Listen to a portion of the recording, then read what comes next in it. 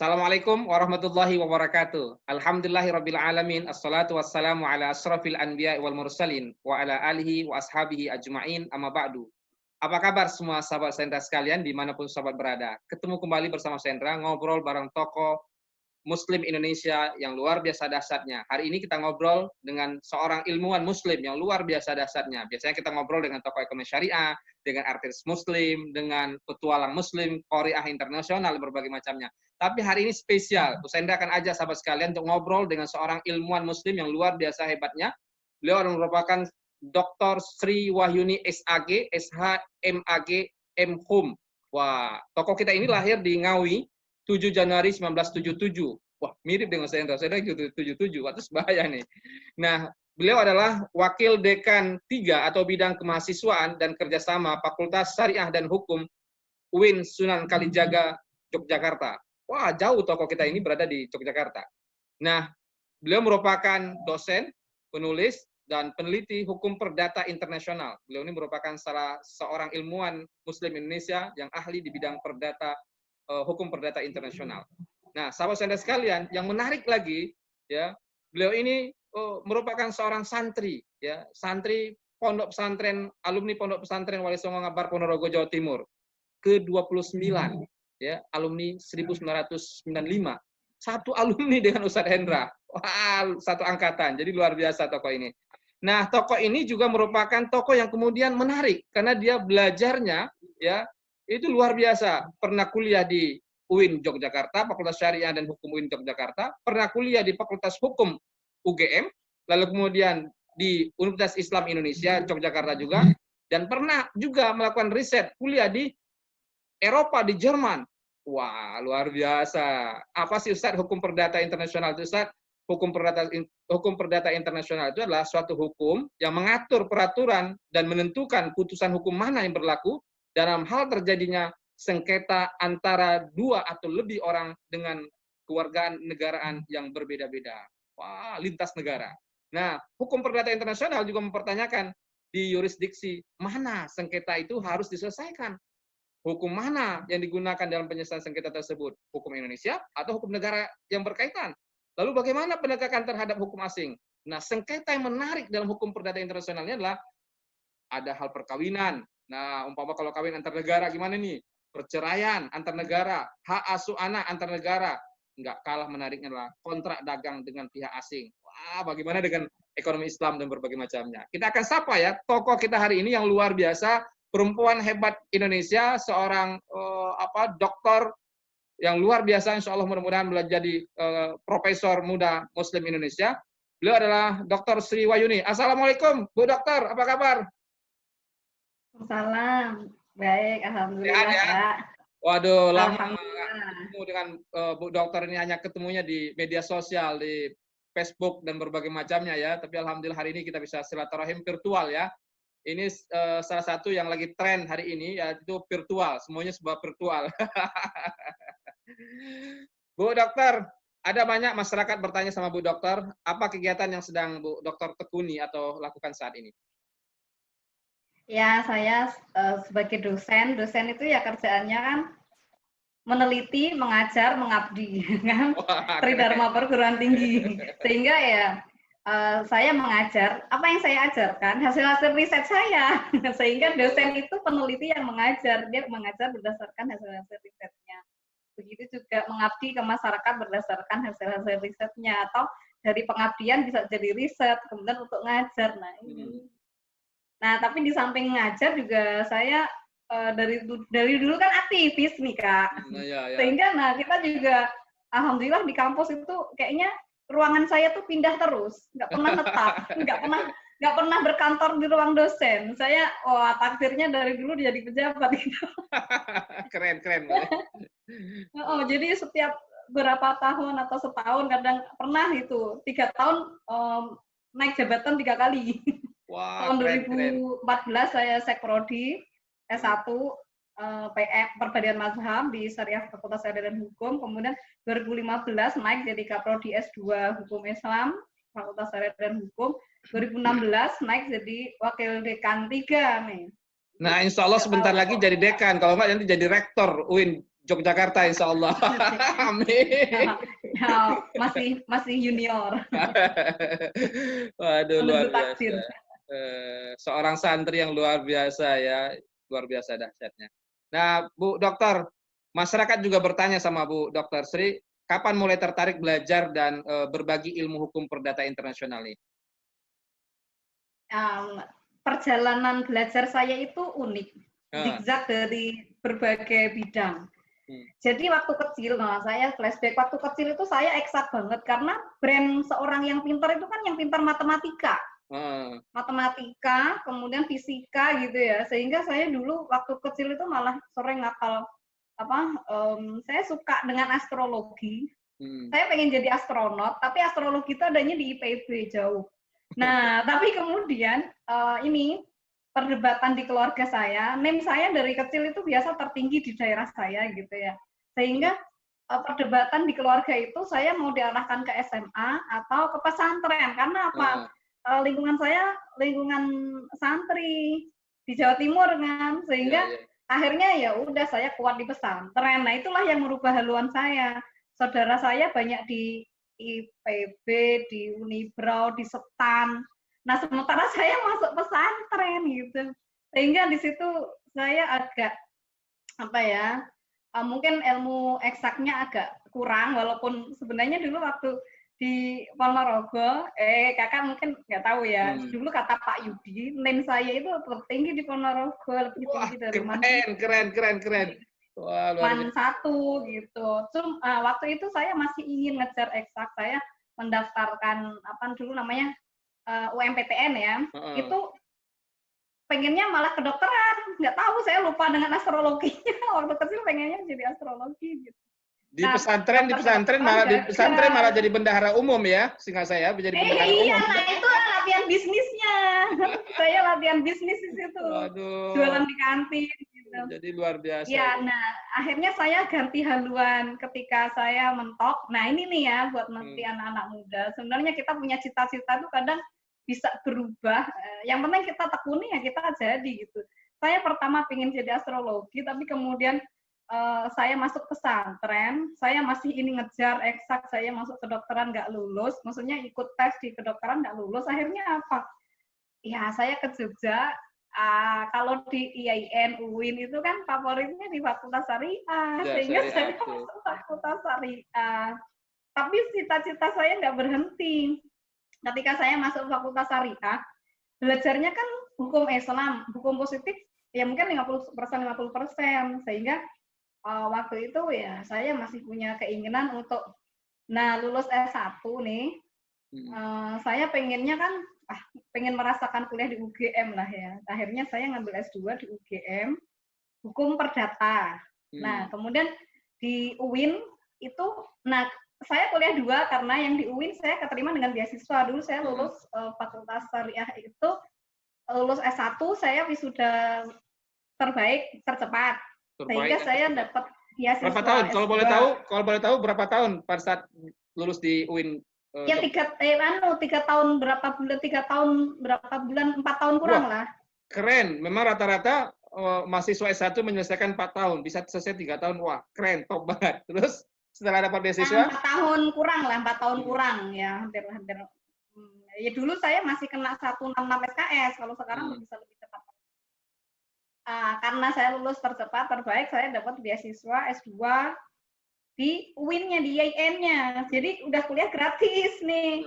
Nah, sehingga kata ibu saya, kalau mau kuliah di UGM, takutnya nanti kurang biaya. Nah, kami ini bukan orang kaya lah ya. Terus ambil UIN, nanti kalau misalnya UGM tak lanjut, tak nyesal. Nah, saya kuliah 2, alhamdulillah di tahun kedua ongoing saya dapat beasiswa UGM juga. Jadi kuliah 2, beasiswa 2, alhamdulillah, anak negara. Alhamdulillah nih. Luar biasa ya. Berkahnya luar biasa. Akhirnya itu saya menekuni hukum keluarga dan hukum perdata. Nah ini kan nggak kontra ya. Jadi hukum keluarga itu bagian dari hukum perdata. Nah, hukum perdata kan tadi dari hukum orang, hukum benda, hukum perikatan. Nah, hukum orang inilah di dalamnya ada hukum keluarga, bagian dari hukum orang, sehingga ya ya image lah, jadi saling melengkapi gitu. Nah, kemudian saya ngambil S3, pengen ganti suasana. Dulu kuliah 2 di negeri semua. Saya pengen ganti suasana, saya ngambil UI dengan harapan saya bisa combine antara hukum Islam sama hukum positif. Kalau UGM kan positif, hukum positif. Iya, positif. Nah, benar, kalau di UI itu kalau kita bahas apapun harus dikaitkan dengan hukum Islam juga gitu. Benar, ternyata banyak materi hukum Islam juga. Nah, di UI kemudian sama yang kemudian jadi promotor saya, Prof. Ridwan Hairandi, dulu beliau Kaprodi S3. Saya ditanya, mau bahas apa Yun? Mau bahas waris Pak, saya sudah mulai riset-riset tentang waris. Udah banyak waris, ini aja. Perkawinan beda agama di luar negeri, belum ada yang bahas. Pak, masa itu jadi disertasi? Enggak apa-apa, itu belum ada yang bahas. Nanti kalau kamu bahas itu nanti arahnya ke perdata internasional. Bagaimana hukum asing diterima di Indonesia atau tidak? Bagaimana WNI yang ke luar negeri? Nah, ini hukum mana yang digunakan? Kemudian apakah hukum Indonesia bisa menerima? Nah, ini kemudian saya dikasih course khusus ya, dikasih kelas khusus untuk belajar hukum perdata internasional. Nah, kemudian juga saya disarankan untuk kamu sekalian ngambil S1. Nah, S1 saya kan syariah nih. Jadi saya ngambil S1 lagi hukum. Jadi saya selesai S3, habis selesai promosi doktor, saya wisuda S1. Doktor wisuda S1 lagi ya. Perjalanan keilmuan yang panjang. Dan karena hukum perdata internasional nih, kalau berbicara hukum perdata internasional kan nggak afdol kalau saya nggak pernah keluar negeri gitu kan. Iya. Saya alhamdulillah dapat riset beasiswa juga di AAD Jerman. Saya dapat exchange doctoral program untuk riset itu 1 semester lah ya. Jadi lumayan untuk nulis dan tambahan-tambahan tulisan saya di disertasi gitu. Karena apa? Hukum perdata internasionalnya banyak berkembang di Eropa. Kalau di Indonesia orang kurang tahu, kurang paham hukum. Jadi hakim banyak kalau memutuskan hukum ya berdasarkan hukum Indonesia. Tapi kalau di Eropa benar-benar misalnya bagaimana orang asing dalam hal hukum keluarga itu diputuskan berdasarkan hukum asal. Nah, ini perbedaannya. Jadi di Jerman, di Belanda, di Perancis, kan di sana banyak orang Arab tuh. Betul. Nah, kalau ada orang asing misalnya mengajukan talak, mengajukan apa misalnya ya tentang hadonahnya, tentang nafkahnya itu diputus dengan hukum Islam dari negara asal, bukan hukum begitu ya? bukan. Wah, luar biasa ya. Penghargaan terhadap hukum Islam ya. Jadi luar biasa ya. Iya, karena tadi kalau orang asing ya diterapkan hukum asing. Nah, ini yang menarik itu di Eropa begitu. Nah, ini makanya kemudian perjalanan studi saya itu mulai dari syariah, hukum perdata internasional, ini ada lompatan-lompatan gitu.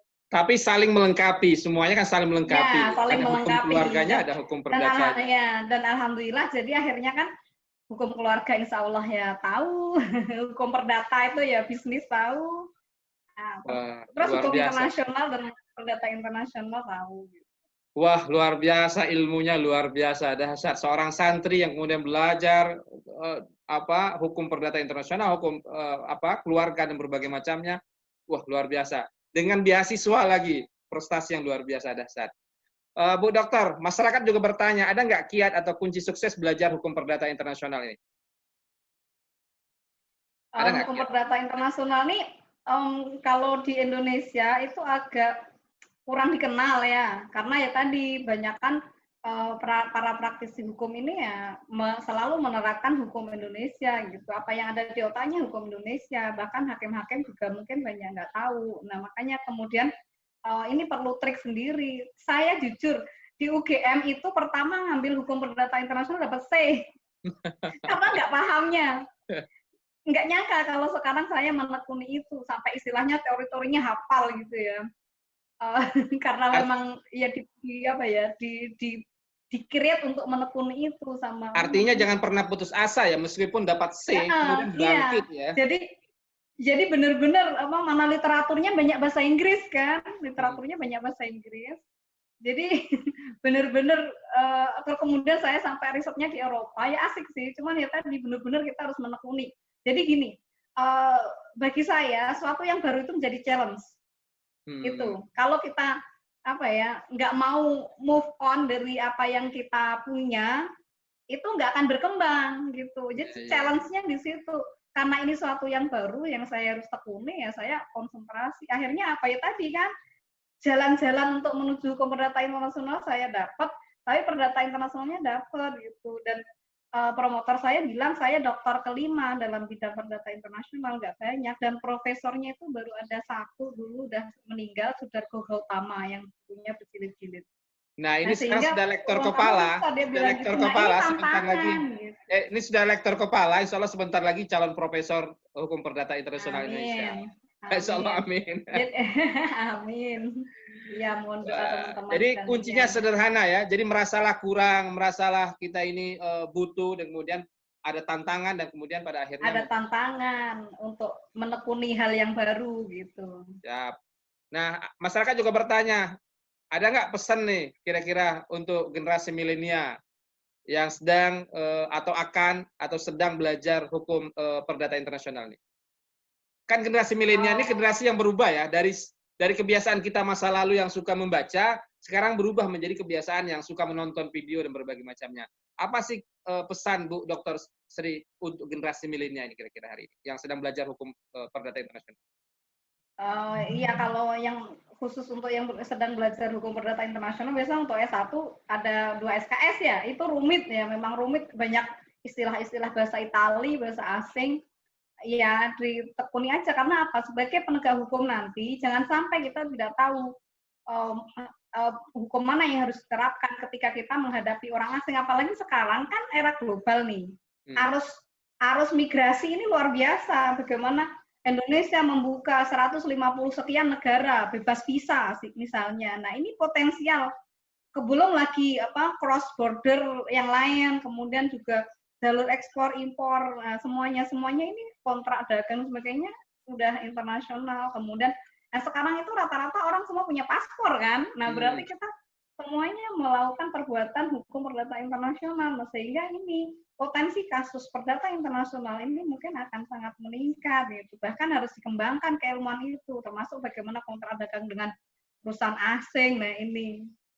Jadi ini kayaknya sekarang mau nggak mau harus banyak yang mempelajari dan menekuni itu.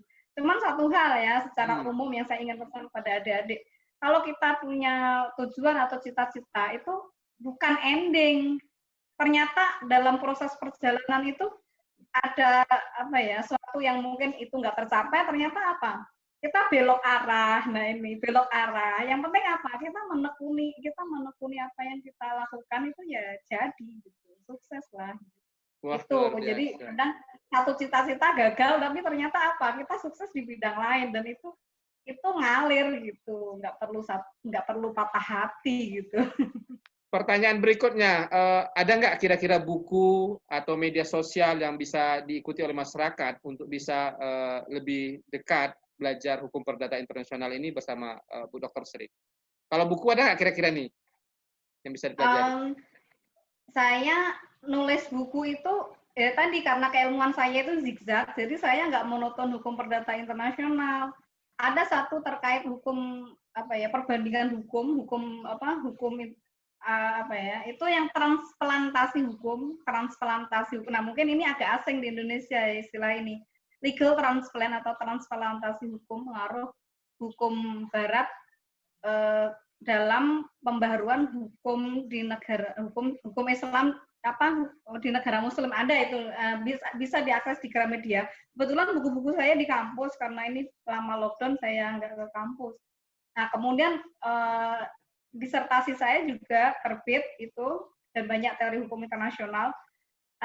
Yang dulu agak banyak dikritik orang, nikah beda agama, kenapa ke luar negeri? Nah, itu bisa diakses di Gramedia juga.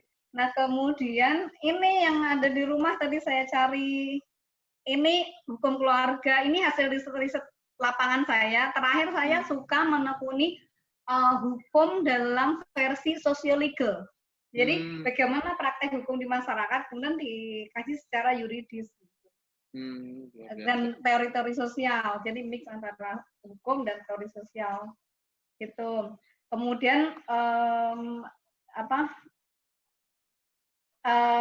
karena ya buku banyak, karena saya dulu pernah juga banyak riset tentang agama-agama, jadi ada buku tuh bukan hanya perdata internasional gitu ya, ada tentang hukum keluarga juga ya.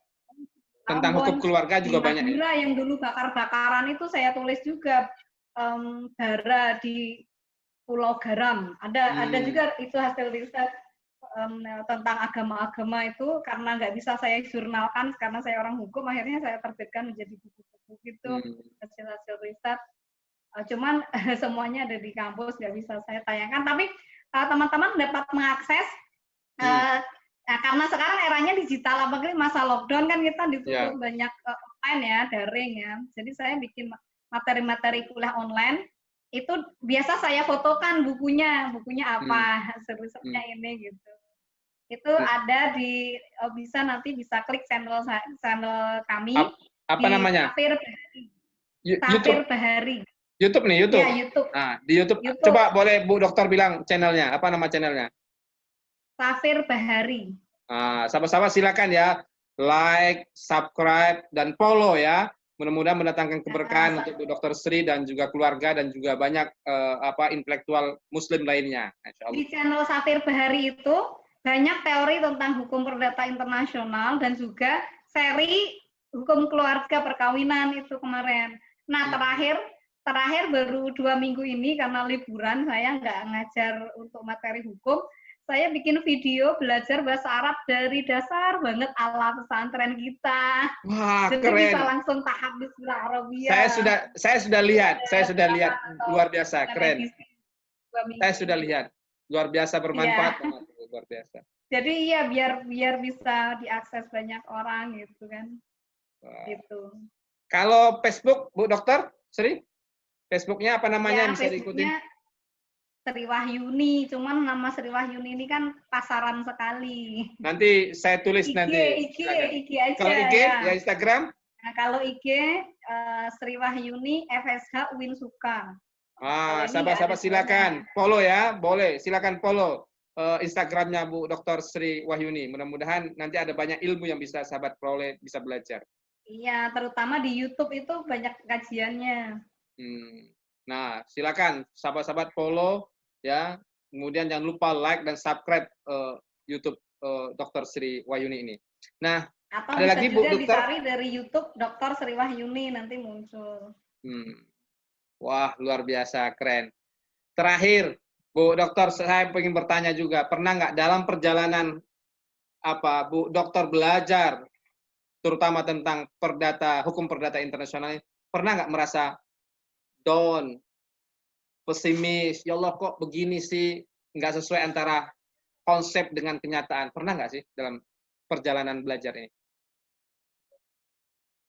Bukan ini ya, bukan masalah keilmuan yang tidak sesuai dengan kenyataan, tapi begini ternyata bukan down juga, tapi ternyata ternyata ketika saya masuk jadi dosen, yaitu kenapa saya lama dulu nggak S3 ya, ternyata ketika masuk jadi dosen saya bayangkan saya akan menjadi ilmuwan, peneliti, ya nulis gitu ya, ternyata kerjaannya itu banyak di administrasi, nah itu yang membuat kita mumet banget. Makanya dulu kita masih di TU kan, suruh kerja TU bener-bener, suruh ngetik surat apa gitu. Itu. Gitu nah, tapi ternyata itu ada manfaatnya, ada hikmahnya ketika ternyata saya ini dari kemarin kan terus menjabat terus kan, akhirnya paham banget gitu. Urusan anggaran, urusan surat menyurat, urusan macam-macam ya, jadi urusan administrasi. Artinya ketika sudah jadi pejabat, ya birokrat, itu akhirnya semua paham semua kan, karena dulu pernah merasakan hal yang serupa. Iya. Kadang kita merasa kok begini gitu, tapi ternyata kalau kita jalani dengan maksimal, semuanya ada berkahnya, ada hikmahnya gitu. Jadi semua saling melengkapi antara keilmuan, kemudian skill administrasi dan sebagainya. Dulu saya sempat down karena kok dosen kerjaannya suruh ngetik surat, suruh ini gitu, suruh administrasi, suruh bikin jadwal akademik. Nah, tapi ternyata sekarang tuh kita ngalami semua dan harus mimpin itu gitu. Iya, Jadi iya, akhirnya iya, iya. udah terlalui gitu. Nah, ini Baik, karena apa? Ternyata kerjaan ilmuwan di kampus itu bukan hanya nulis, riset, ngajar, tapi apa? Memimpin memimpin. gitu, Betul, top. dan Memimpin melayani. dan mulai. Terakhir, apa pesan untuk semua orang? Apa pesan Ya Bu Dr. tadi, Sri untuk semua orang? semua kalau dijalani dengan tulus, maksimal, semua ada hikmahnya dan ada berkahnya. Jadi Wah. jangan pernah merasa sulit atau berat atau ngeluh. Semua ada hikmahnya. Wah, luar biasa. Nggak terasa, akadnya 10 menit. Tapi kalau sudah ngobrol tentang ilmu, ibarat pohon, semakin digoyang, buahnya semakin berjatuhan. Itulah yang kita rasakan ngobrol ilmu dengan Bu Dr. Sri Wahyuni di hari ini. Wah, luar biasa. Sekali lagi makasih Bu Dokter yang jauh-jauh dari Yogyakarta. Nah, luar biasa. Makasih sudah Ya, berbagi makasih ilmu, ya, Kak. sudah Ya. menginspirasi banyak orang, terutama anak-anak generasi milenial untuk semangat belajar, ya, terutama berkaitan tentang hukum perdata internasional yang menurut Bu Dr. Sri Wahyuni tadi masih sedikit sekali di seluruh dunia doktor di bidang ini, bahkan profesornya juga di Indonesia ya bisa dihitung, bahkan tadi tinggal ada satu bahkan sudah meninggal ya. Jadi ini dahsyat luar biasa peluang bagi sahabat-sahabat semua untuk menekuni bidang hukum perdata internasional ini.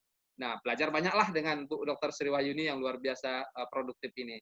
Sekali lagi makasih Bu Dr. Sri Wahyuni. Dan sahabat-sahabat sekalian, jangan lupa doakan semoga Bu Dr. Sri Wahyuni dan keluarga, semoga Allah berkahi, Allah berikan kekuatan, kesehatan, ya, dan tetap sukses selalu dunia akhirat. Nah, juga doa untuk semua sahabat sekalian. Sekali lagi, makasih kita ucapkan pada tokoh kita hari ini, Bu Dr. Sri Wahyuni, sudah menginspirasi kita semuanya. Tonton terus, insya Allah kita akan ngobrol lagi dengan tokoh-tokoh yang lainnya. Ada artis muslim, ada tokoh ekonomi syariah, ada saudagar muslim, ya, ada Qoriah internasional, pokoknya semuanya, ada petualang muslim juga, insya Allah nanti akan hadir bersama sahabat sekalian. Jadi luar biasa, tonton terus ya, insya Allah mudah-mudahan bermanfaat untuk semua sahabat. Sekali lagi makasih Bu Dr. Sri Wahyuni di Yogyakarta. Assalamualaikum warahmatullahi wabarakatuh. Terima kasih.